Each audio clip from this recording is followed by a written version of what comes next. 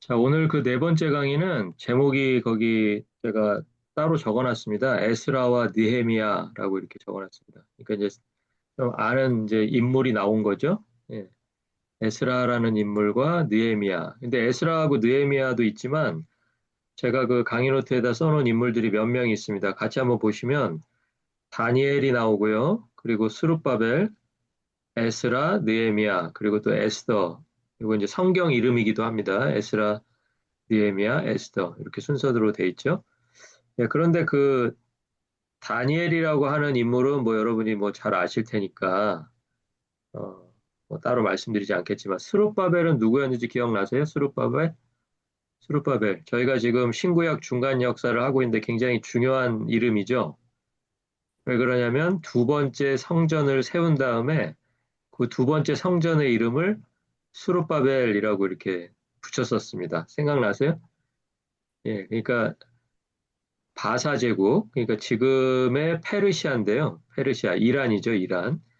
페르시아가 이제 전 세계를 지배하고 있을 당시에 페르시아 제국 안에 각 그 지역을 다스리는 총독을 페르시아에서 이제 파송을 하는데 파견을 하는데 이제 유대 지역으로 파송된 총독의 이름이 수룹바벨이었고 수룹바벨 때 이제 완성된 성전이다 해서 사람들이 이름을 수룹바벨 성전이다 이제 이렇게 붙여 놨었던 적이 있었죠.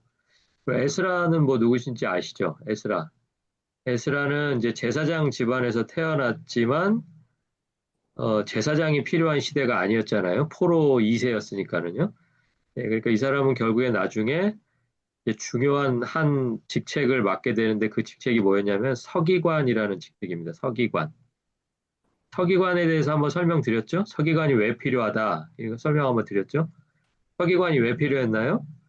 예, 처음 1세대들은 이제 히브리어를 기억하는 세대였는데 1세대들이 뭐 그냥 뭐 이민으로 살러 온 것도 아니고 포로로 왔잖아요. 예, 그러니까 포로로 와가지고 70년을 보내다 보니까 2세대, 3세대를 거쳐 나가면서 점점 이제 모국어였던 히브리어는 잊어버리게 되고 이제 바사 제국의 언어를 이제 사용하고 있는 그런 형편이었죠. 그런데 이제 다시 본국으로 돌아와서 율법을 정비하고 또 율법을 가르치고 또 그 율법대로 이렇게 살려고 하다 보니까 히브리어를 몰라서는 그것을 전달하기가 굉장히 어려운 형편이었죠. 그래서 이제 에스라 같은 사람들을 중심으로 서기관이라는 이제 직업이 굉장히 중요해졌다. 그런 이야기를 한번 드렸던 기억이 있습니다. 네, 느헤미야도 마찬가지죠. 느헤미야는 어떤 사람인가요? 느헤미야도 아까 앞에 스룹바벨 두 번째 나왔던 스룹바벨처럼 느헤미야도 바사 제국의 왕으로부터 파송을 받은 바사 제국의 관리입니다. 관리. 예, 예, 총독이죠. 역시 느헤미야도. 예. 그리고 에스더 뭐 잘 아실 거고요. 에스더는 어, 바사 제국의 왕비의 자리까지 올라갔던 유일하게 또 5명 중에 여성이네요. 예, 그렇게 남성, 여성 이렇게 돼 있습니다. 자, 이 공통점이 뭐냐면 이 5명 외에도 뭐 더 찾으려면 더 찾을 수 있지만 제일 유명한 사람들이 5명이니까요.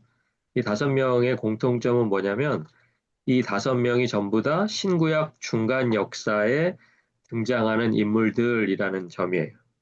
그러니까 저희가 배우고 있는 딱 이 시기에 뭐 태어났거나 아니면 활동했거나 아니면 뭐 높은 자리에 올랐거나 하나님께서 중요하게 쓰셨거나 뭐 이런 인물들이 바로 다니엘, 스룹바벨, 에스라, 느헤미야, 에스더 이제 이런 사람들이 되겠습니다. 자, 그리고 이제 이 사람들의 특징은 뭐냐면 바벨론 포로였거나 포로의 후손이었다라는 공통점이 있죠. 그렇죠? 예, 그러니까 본국에서 태어난 사람들이 아니고요. 전부 다 이 5명은 어, 다니엘 같은 경우는 이제 유대 생활을 경험을 해봤을 거고요. 유대 생활을 경험하고서 그 다음에 이제 포로로 끌려간 경우지만 그 나머지 뒤에 등장하는 사람들은 다 포로지에서 태어났거나 예, 그 포로지에서 어린 시절을 보냈던 그런 사람들이죠. 자, 그러니까 이제 포로였거나 포로의 후손이었다라는 공통점이 또 한 가지 있고요. 또 하나의 공통점은 바사 제국이 관용 정책이라는 것을 펼쳤습니다. 관용 정책. 그러니까 그 전에 뭐 바벨론이나 아수르 같은 나라들이 펼쳤던 그 정책들은 여러분 잘 아시죠? 아수르 같은 경우는 어떻게 했죠? 아수르 같은 경우는 제국 안에 있는 지역을 나눠가지고 뭐 예를 들어서 A, B, C, D가 있다 그러면 이 A, B, C, D를 서로 인종을 막 뒤섞어 버리는 거예요. A에다가 뭐 B, C, D에 있는 사람들을 뭐 3분의 1씩 갖다 놓고 또 B에다가도 뭐 A, B, D에 있는 사람을 갖다 놓고 뭐 이런 식으로 해가지고 어느 한 지역에서 특정한 민족들이 힘을 모은다거나 뭐 반란을 일으킨다거나 이제 그런 일들을 할 수 없게 그렇게 이제 다 섞어버리는 혼합 정책이라는 걸 썼습니다. 혼합 정책의 가장 큰 피해를 봤던 도시가 이제 북이스라엘의 사마리아 같은 도시겠죠. 예, 북이스라엘이 아수르에 멸망당하면서 사마리아가 이제 이곳저곳에서 온 사람들이 인종이 뒤섞이게 되고 나중에 이제 그것이 남유다 사람들이 보기에는 자기들과 뭐 유대인이라는 인종에서는 같을지 모르지만 하나님의 백성이 아닌 것처럼 이렇게 생각했던 그런 계기가 되는 그런 정책이기도 했습니다. 바벨론 같은 경우는 뭐 바벨론 포로라는 말에서 알 수 있듯이 쓸만한 사람들을 다 바벨론으로 끌고 가는 정책을 펼쳤습니다. 예, 그것도 이유는 똑같죠. 예, 자기들이 지배하고 있는 나라에서 똑똑한 사람들을 중심으로 해서 힘이 합쳐지고 또 반란이 일어나고 하는 것을 막으려면 일단 왕족들, 뭐 귀족들, 또 뭐 기술자들, 또 실력 있는 사람들, 뭐 부자들 이런 사람들 다 끌어갔어야만 했어요. 자, 그렇기 때문에 이제 바벨론은 그런 정책을 펼쳤고요.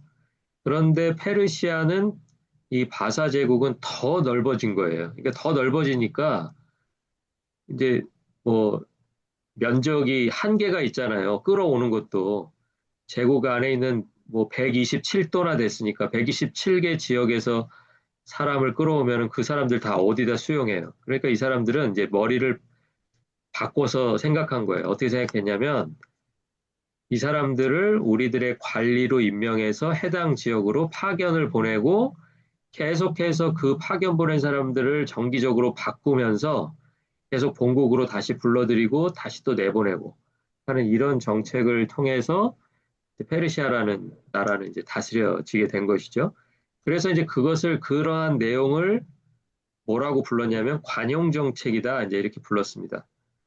네, 관용 정책의 수혜자들이라는 공통점이 있어요. 다니엘은 뭐 마찬가지로 여러분 잘 아시겠지만 총리의 자리까지 올라갔던 사람이잖아요. 그리고 수르바벨은 또 유대의 총독으로 또 에스라도 마찬가지고요. 그리고 느헤미야도 역시 총독.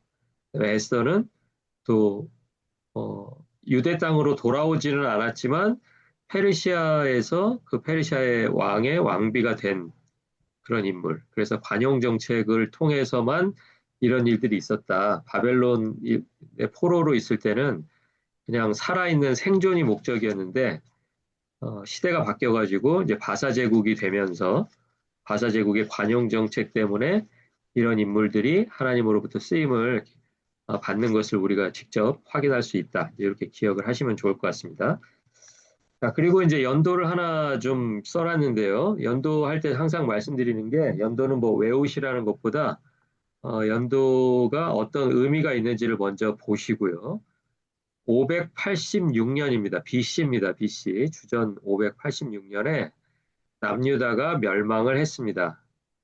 그러니까 첫 번째 포로는 사실은 멸망하기 이전에 잡혀간 사람들이 있었어요. 첫 번째, 두 번째.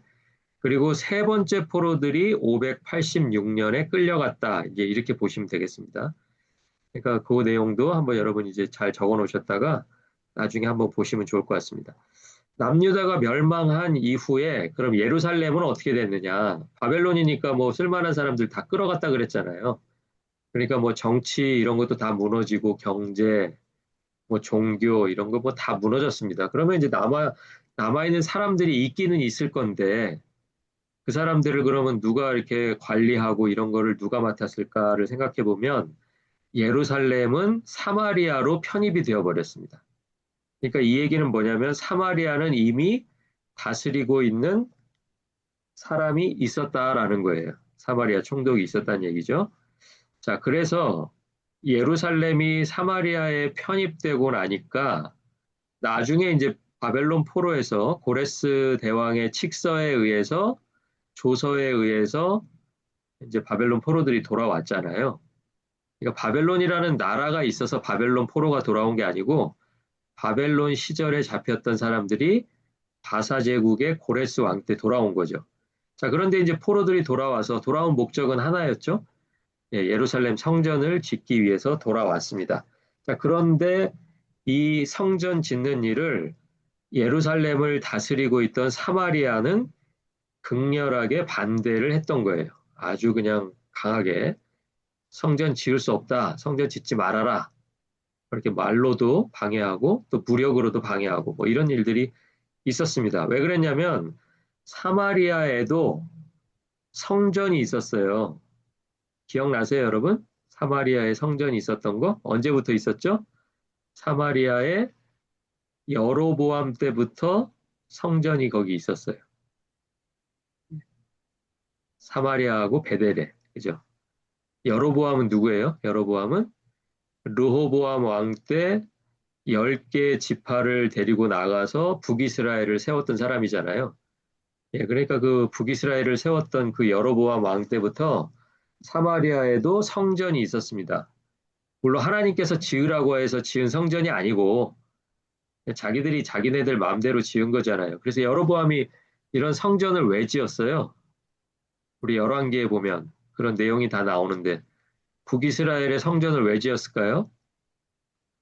성전이 북이스라엘의 성전을 짓기 전까지 어디밖에 없어요? 어디에밖에? 예루살렘에밖에 없잖아요. 예, 그러니까 예루살렘에밖에 없으니까 성전은 때 되면 절기가 되면 성전을 찾아가야 되잖아요. 그렇죠? 예. 저희 성경 공부하는 것처럼 이렇게 뭐 온라인으로 줌으로 이렇게 할 수가 없고 성전에 드리는 제사는 성전에 직접 찾아가야 됩니다. 그거는 북이스라엘이 세워진 다음에도 마찬가지였어요.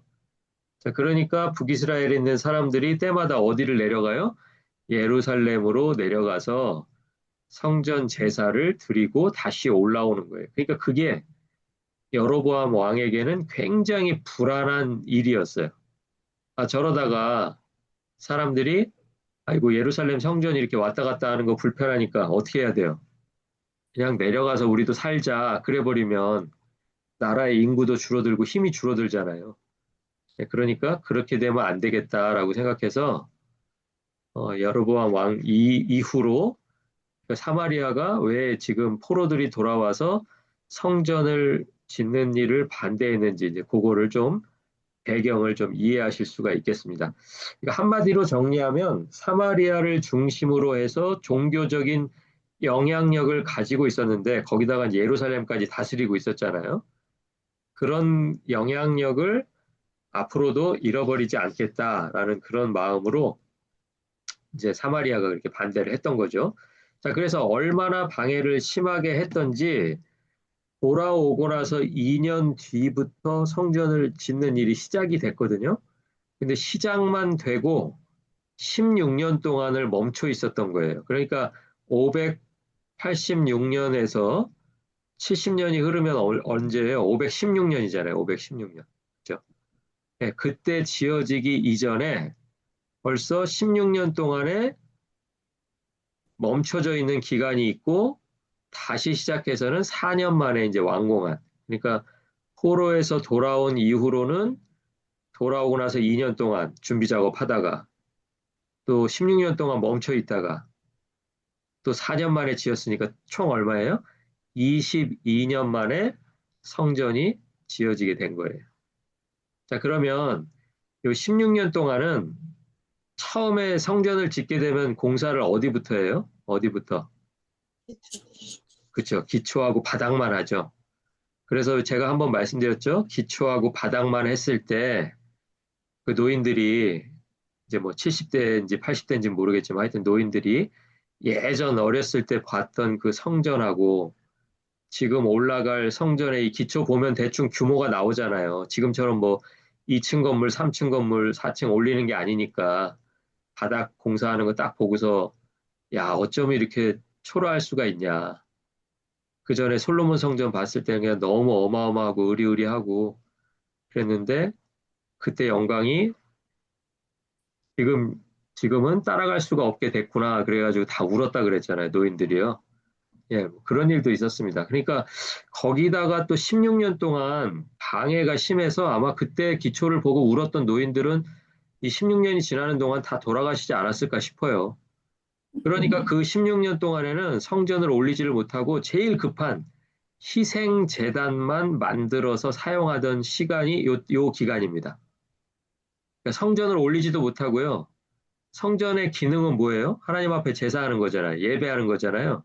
그러니까 그 희생 제물을 가져와서 드리는 제단만 겨우 그냥 이렇게 구별을 해놓고 성전도 없이 그냥 희생 제단만 있는 상태로 보냈던 기간, 그게 16년이 있었다라고 생각하시면 될 것 같아요. 그래서 나중에는 이제 짓기 시작해서는 4년 만에 완공을 했다. 그래서 스룹바벨 성전이다라고 이름을 지었다는 것까지 이제 여러분에게 설명을 드렸습니다. 자, 그래서 이제 아까 말씀드린 것처럼 성전이 완공될 당시에는 BC 516년이에요. 그러니까 아까 첫 번째 했던 연도, 남유다가 멸망한 연도부터 성전이 완공될 때까지 516년. 그러니까 차이가 몇 년이에요? 70년이 나는 거죠. 586하고 16이니까 70년이 차이가 나는 거예요. 그러니까 이것도 어떻게 보면 오자마자 지었으면 70년 만에 돌아왔다라는 의미가 없어지는 거죠. 예? 무슨 얘기인지 이해가 가세요? 오자마자 성전을 뭐 한 3, 4년 만에 지었으면 516년보다 더 앞서서 뭐 526년이든지 528년이든지 뭐 그렇게 지어졌을 거 아니에요. 그러면 남유다 멸망으로부터 70년이 안 되잖아요. 그러니까 그게 뭐예요? 하나님이 말씀하시는 때가 참회라고 하는 그 시간이 70년이 필요했던 거예요. 그러니까 사람의 눈으로 보면 야, 이 16년 동안은 참 이게 의미 없는 세월인 것 같고 또 2년 동안 준비하는 과정은 또 이게 필요 없는데 보낼 시간 같지만 지내놓고 보면 그 시간과 시간들이 다 모여져서 결국은 하나님의 말씀대로 정확하게 이루어지더라라는 것을 이제 성전 완공 시기에도 아마 사람들이 굉장히 큰 깨달음이 있었을 거예요. 그러니까 그 16년 동안에는 왜 희생제단만 있고 우리는 왜 성전도 없이 이러고 있냐라고 불평했던 사람들도 마침내 성전이 완공된 다음에는 아, 모든 것이 하나님의 뜻대로 이루어지는구나. 우리가 이렇게 보내는 세월이 그냥 허송 세월이 아니고 아무 의미 없는 세월이 아니구나. 이런 것을 아마 깨달았을 거라고 생각을 합니다. 자, 그리고요, 중요한 거 한 가지가 또 있는데, 이 성전이 완공될 시기가 되면, 그 에스라 6장 13절에서 22절이 이제 그 부분이거든요. 그러니까 이 부분도 여러분이 꼭 한번 읽어 보셔야 돼요. 읽어 보시면서 그 안에 수룹바벨 성전이라고 이름을 지었으면 수룹바벨의 얘기가 좀 나와야 되잖아요. 이름이라도 나와야 되잖아요. 성전이 완공될 당시에. 그런데 스룹바벨의 이름은 나오지 않고 오히려 누가 나오냐면 강 건너편 땅 총독으로 다뜨네라는 사람이 나와요. 다뜨네. 네, 그러니까 이 얘기는 무슨 얘기냐면 페르시아에서 관용 정책을 펼치기를 했지만 한 총독을 한 지역에 오래 두는 것은 정치적으로 굉장히 불안하죠. 특히나 스룹바벨 같은 경우는 유대인이잖아요. 그러니까 유대인을 유대 땅에다가 그렇게 몇십 년 동안 두는 것은 굉장히 위험한 일이라고 판단을 했기 때문에 이 사람들이 성전이 완공되기 이전에 스룹바벨은 다시 본국으로 불러들이고 그리고 누구를 파송해요? 다뜨네라는 사람을 파견을 했다라는 것을 알 수가 있습니다. 성전 완공되기 이전에요, 이미. 왜 그러냐면 그 뒤에 성경 하나 제가 더 적어드렸는데 에스라 5장 1절에서 17절을 읽어보시면 거기에 무슨 내용이 나오냐면 강 건너편 총독으로 파견된 다뜨네가 다리오라는 왕에게 편지를 보내서 성전 건축을 하겠다고 하는데 이것을 허락해 줄까요, 말까요? 이 내용을 물어봐요. 그러니까 두 번째예요, 두 번째. 첫 번째 16년 전에 와가지고 성전 짓겠다고 할 때는 사마리아 총독이 방해를 했잖아요. 이제 이름은 산발랏이라는 사람인데요.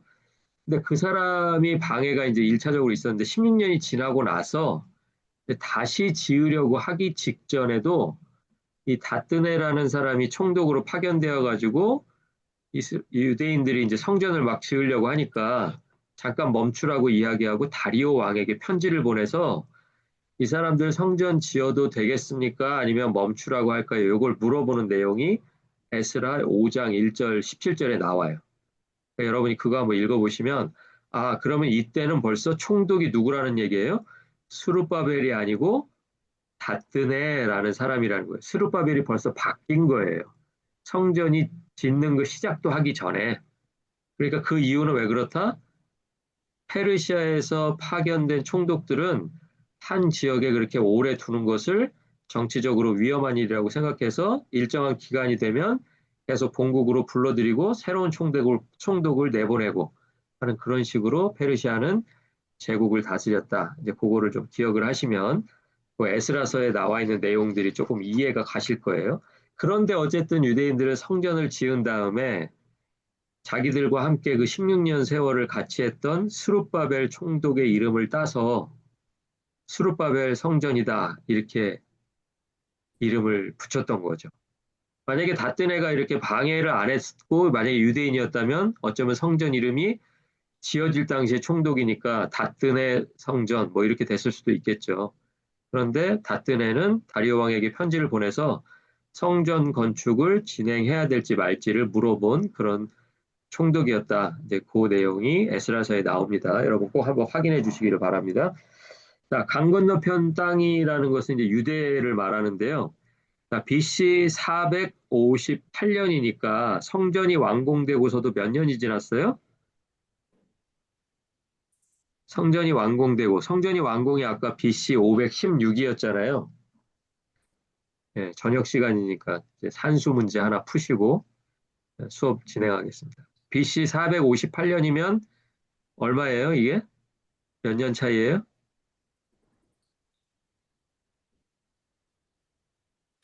58년 차이죠. 58년. 맞습니까? 예, 458이니까 42년에다가 16년 더하면은 58년. 58년이 지나서 포로가 두 번째 포로가 돌아온 거예요. 그러니까 여러분 생각해 보세요. 그 당시에 58년이면 이게 1차 포로로 온 사람과 2차 포로로 온 사람은 세대가 다르잖아요. 지금도 뭐 100세 시대라 그래도 58년 차이면은 세대가 지금 몇 번을 건너갔을 텐데 당시만 해도 이 정도면 아마 한 두 세대 정도는 차이가 나는 그 정도였을 거라고 생각을 합니다. 30년 정도를 기준으로 봤을 때요. 자, 그래서 이제 한 58년 정도가 지난 BC 458년경에 에스라라는 사람이 또 강 건너편 땅으로 파견이 됩니다. 그래서 이 사람이 자기만 돌아온 것이 아니고 바사 제국 안에 있는 유대인들을 또 모아서 두 번째 귀환을 해요. 그래서 이것을 바벨론 포로 2차 귀환이라고 합니다. 그래서 그 대표적인 인물이 에스라였던 거죠. 자, 에스라는 아까 처음에 말씀드린 것처럼 직업이 있었습니다. 직업이 서기관이에요. 서기관이어서 돌아와서는 주로 뭘 공부하는 거예요? 율법에 대해서 공부하고 공부한 것을 가르치고 하는 그런 업무를 했고요. 에스라가 돌아왔을 때는 성전이 완공되고 아까 58년이 지났다 그랬잖아요. 그러니까 이제 성전 업무에 대해서 굉장히 관련된 업무를 에스라가 꼼꼼하게 챙기면서 율법에 맞게 하고 있는지 아니면 좀 부족한 것은 없는지 이제 이런 것들을 쭉 확인해 나가면서 일했던 사람이 누구냐면 에스라라는 사람이에요.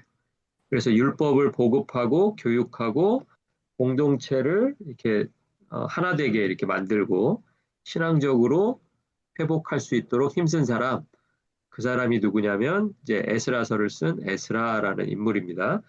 자, 그리고 느헤미야라는 인물은 이제 BC 445년이에요. 그러니까 한번 보세요. BC 445년하고 BC 516년하고 한번 보세요. 516년하고 몇 년 차이예요? 516년하고는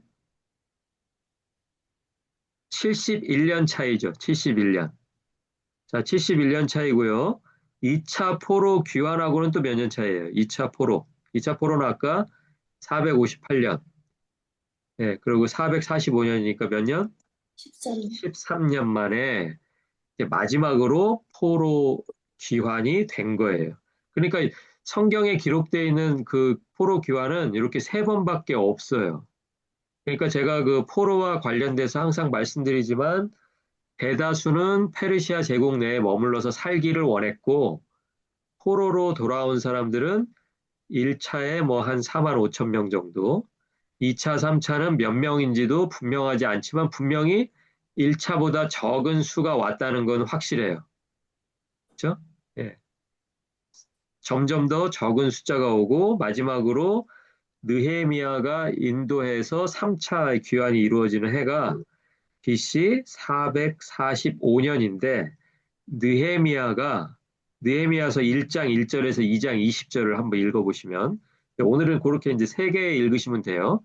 거기에 보면 본국으로부터 편지가 와서 성벽이 불탔다라는 그런 편지를 듣는 거예요. 예. 그러니까 그 편지를 읽고 나서 느헤미야가 이제 그 왕 바로 옆에 이제 붙어 있던 관원이었잖아요.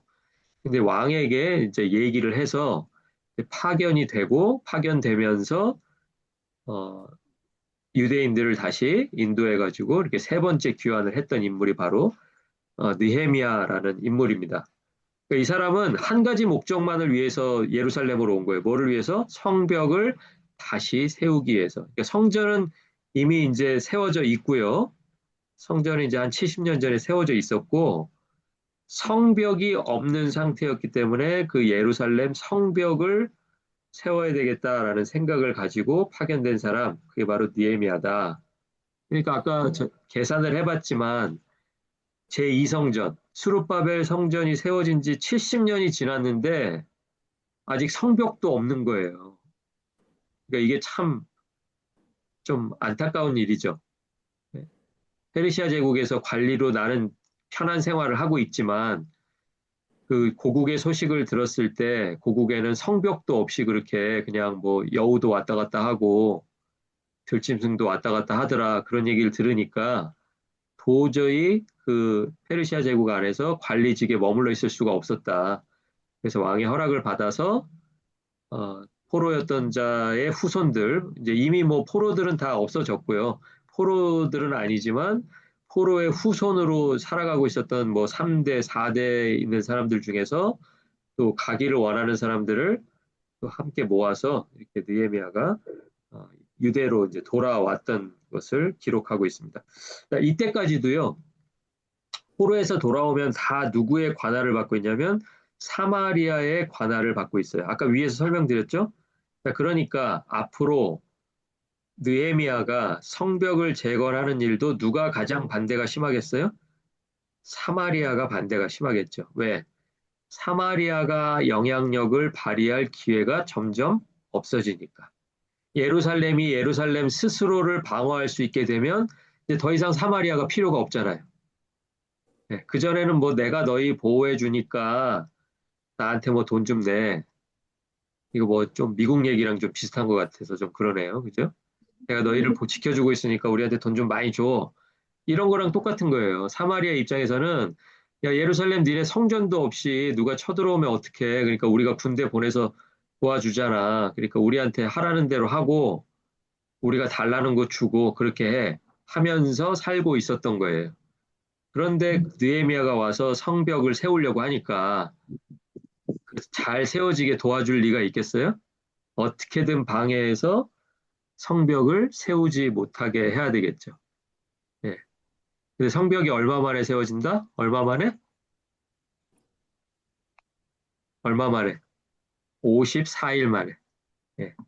성벽은 그냥 2달도 안 되는 기간이에요. 예. 성벽은 그렇게 짧은 시간, 그러니까 짧은 시간에 했기 때문에 간단한 일이었다. 이렇게 생각하시는 게 아니고 사마리아도 방해하죠. 그리고 언제 자기는 페르시아의 관리이기 때문에 페르시아로 다시 오라 그러면 가야 되잖아요.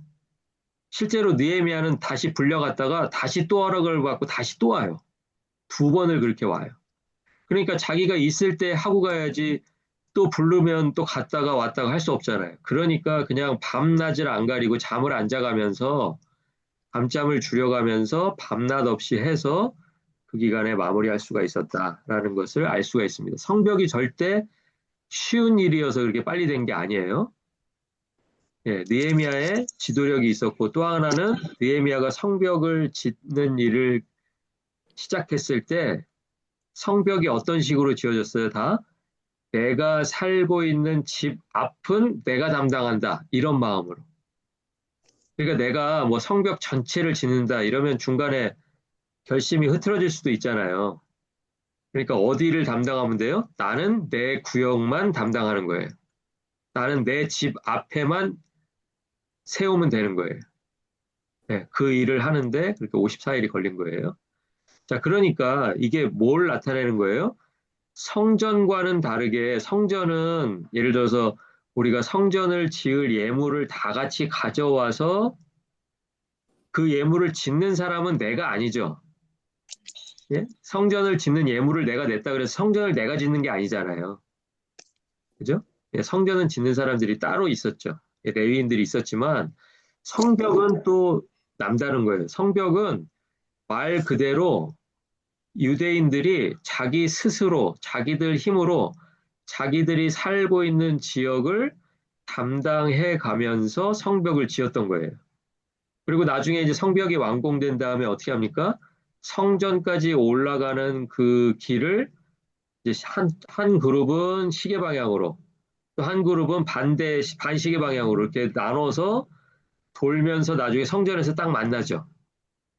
그러니까 그 진행되는 일들이 얼마나 이게 감격스러운 일이었을까.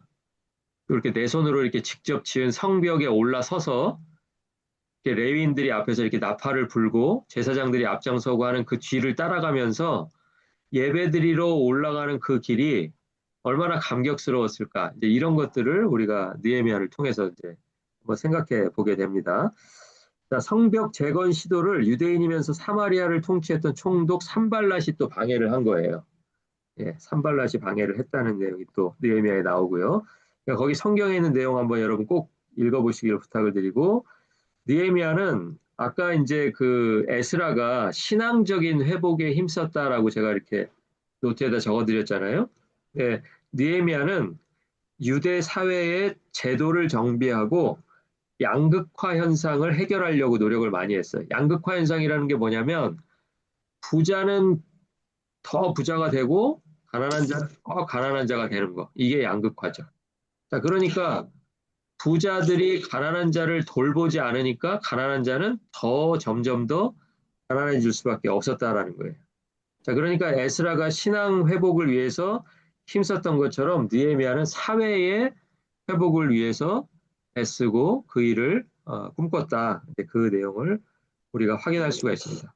아까 처음에 말씀드린 것처럼 에스라, 느헤미야 두 사람의 공통점은 페르시아 태생의 포로 2세대였다는 거예요. 어쩌면 뭐 3세대가 될 수도 있겠죠.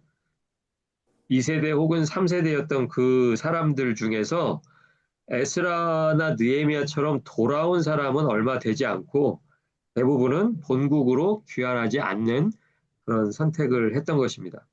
그리고 특별히 페르시아 제국 안에서 살던 레위인들이 귀환하기를 꺼려서 돌아오지 않았어요. 왜냐하면 그 사람들은 성전 소식을 다 듣고 있잖아요. 성전이 지으려고 가긴 갔는데 아직 뭐 몇 년째 시작도 못하고 있다든지 아니면 시작을 했는데 방해가 있어서 멈춰선 지 뭐 십몇 년이 지났다든지 이런 소식들을 다 듣고 있을 거 아니에요.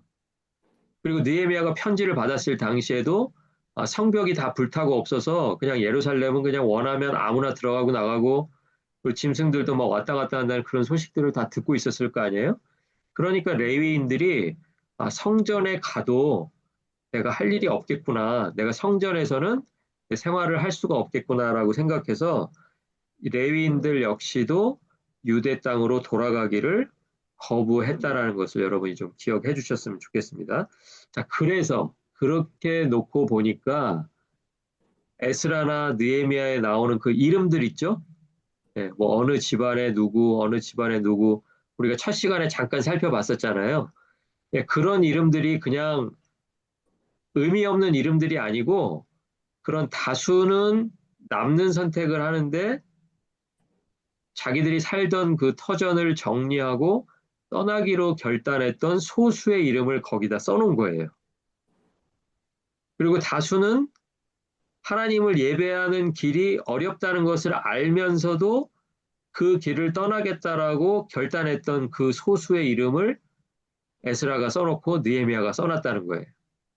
자, 그래서 성경이 이 사람들을 자세하게 기록해 놓은 이유는 그 사람들이 다수여서가 아니고 소수였고, 특별히 또 이 소수들이 페르시아에서의 편안한 삶을 포기하고 본국으로 돌아오는 것을 선택했기 때문에, 그리고 본국으로 돌아와서 했던 일이 크게 두 가지가 뭐였어요?